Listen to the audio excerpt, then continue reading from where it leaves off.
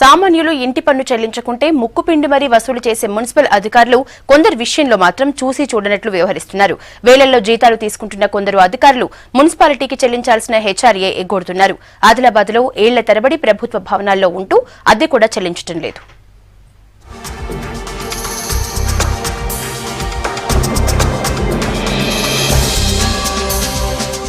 ఆదిలాబాద్ మున్సిపాలిటీని నిర్లక్ష్యం వెంటాడుతూనే ఉంది. ద్వారకా నగర్ కాలనీలోని క్వార్టర్స్ లో ఏళ్ల తరబడి నివాసం ఉంటున్న అధికారులు హెచ్ఆర్ఏ చెల్లించడం లేదనే ఆరోపణలు వినిపిస్తున్నాయి. క్వార్టర్స్ ను ఉపయోగించుకున్న అధికారులు సిబ్బంది ఉన్నన్ని రోజులు ఉండి బదిలీ అవ్వగానే అద్దె చెల్లించకుండా వెళ్లిపోతున్నారని ఆరోపణలు ఉన్నాయి.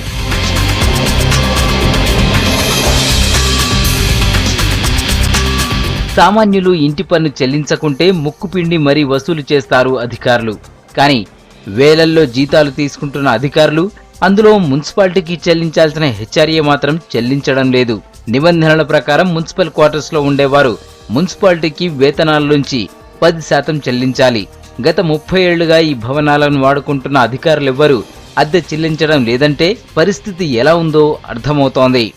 ఆదిలాబాద్ మున్సిపాలిటీలో కేవలం ఒక కమిషనర్ క్వార్టర్స్, ఒక ఇంజనీర్ క్వార్టర్స్ ఉన్నాయి. అయితే కమిషనర్ క్వార్టర్ నివాస యోగ్యంగా లేదు. ఇంజనీర్ క్వార్టర్స్లో ఒక డిఈ గారు, అతను 3 రోజులు ఇక్కడ 3 రోజులు నిర్మల్లో పనిచేస్తారు, అతను ఉంటున్నాడు. అయితే ఇవన్నీ కూడా నివాస యోగ్యంగా లేవు, వినియోగించే పరిస్థితుల్లో లేవు. శానిటరీ ఇన్స్పెక్టర్ది కూడా కొలాప్స్ అయిపోయింది, కంటిన్యూస్గా ఉండట్లేదు. కాబట్టి వాళ్ళకు మేము హెచ్ఆర్ఏ కట్ చేస్తున్నారా లేదా అనేది పరిశీలించాల్సి ఉంది. ఒకవేళ వాళ్ళకు కట్ చేయడం జరగకపోతే తప్పకుండా రికవర్ చేస్తాం వాళ్ళ దగ్గర నుంచి అమౌంట్. హౌస్ రెంట్ అలవెన్సులు అధికారులు చెల్లించకపోవడంతో మున్సిపాలిటీకి లక్షల్లో బకాయిలున్నాయి. 10% హెచ్ఆర్ఏ ఎక్కువగా అవుతుందని భావిస్తున్న అధికారుల వేతనాలు 30 నుంచి 60 వేలకు పైగా ఉంటాయి. అందులోంచి 10% అంటే చాలా ఎక్కువగా నష్టపోతామని ప్రైవేట్ అద్దె భవనాలు తీసుకుంటున్నారు. మున్సిపాలిటీ క్వార్టర్స్ ఏవైతే ఉన్నాయో, ఆఫీసర్లు ఏవైతే క్వార్టర్స్లలో యూజ్ చేసుకుంటారో వీటికి మాత్రం హెచ్ఆర్ఏ కట్టడం లేదు. మరి నిరుపేదలకు ఏదైతే బలవంతంగా ముక్కుపిండి వసూలు చేస్తుండ్రో మరి ఈ హెచ్ఆర్ఏ అనేది ఎందుకు కట్ చేస్తలేరు అనేది కూడా అర్థం కాకూడలేదు. ప్రైవేట్ అద్దె భవనం 3 నుంచి 6 వేల లోపు లభిస్తాయి.